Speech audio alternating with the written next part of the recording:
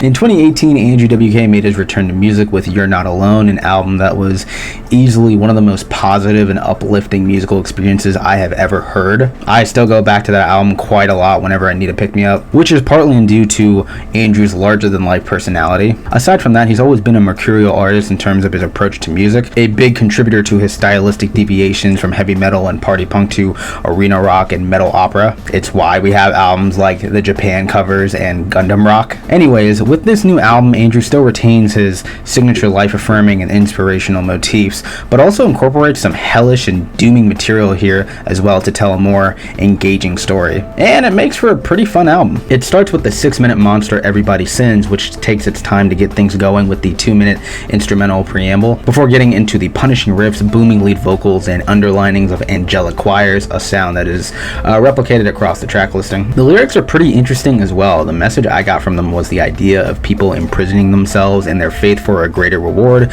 when in reality everyone sins, making the notion of being forgiven on Judgment Day pointless in the end. Essentially, who needs God when you have yourself? It's very cheesy, but that's what Andrew is all about. And this depth of songwriting continues on the following Babalon, singing about the goddess made from Aleister Crowley's mind. The fiery riffs are punchy, the swirling electronics in the background are mesmerizing, and the vocals are just mwah. It is a fun trip to hell. It sounds like a ghost song. You might as well just call Andrew Danny Phantom.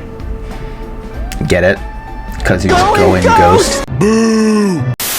The following No One to Know is the most emotionally moving track on the album. The sentiment of despite being powerful, there is no one there to support or witness your capability, resulting in this grave sense of loneliness. The core spacey arpeggio reappearing in different musical contexts is beautiful, and the sound just builds and builds into these cathartic climaxes. The rush I get from them still sends chills down my spine. Stay True to Yourself is the first instance we see of Andrew's signature songs of motivation. I like the plinking electronic beat during the verses, and I like the swooning and crooning on the chorus as well. I'm in Heaven is easily the most hellish song here. The sludging incendiary riffs go hard. I do wish there was more in terms of lyrics rather than just swapping the words and the repeated mantra, but I would be lying if I didn't say that the last minute and a half of the track wasn't absolutely exhilarating. The way Andrew bellows and screams on the last iteration of the chorus on top of the bombastic riffs just gets my blood pumping. Remember Your Oath is a song about someone forgetting their code after becoming free, forgetting all of their past progressions and successes as they throw it away.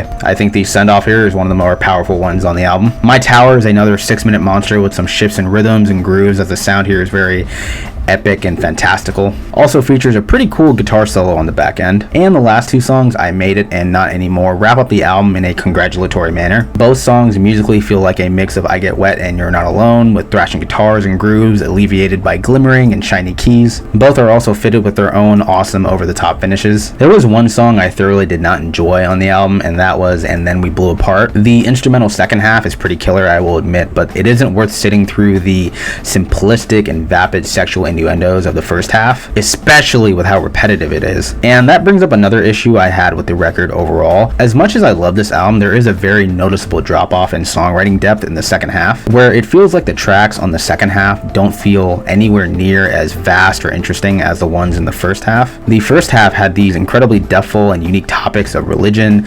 Satanism, and philosophy, which showed how great and creative of a storyteller Andrew could be. The decision to gradually simplify things as the album goes on can make the album feel incohesive. I would have definitely preferred some more conceptual consistency, but I still loved what was here. Overall, I had a great time with it. It's definitely not going to be for everyone, which is a given considering it's Andrew WK and a lot of people aren't into his personality. But for me, I got more of what I love about his music, and with that information in mind, I am demanding Andrew to cover the Guilty Gear Strive soundtrack or Yakuza karaoke songs. Please and thank you. Those are my thoughts. What are yours? Let me know down below, and I will see you on the next video. I'd give it a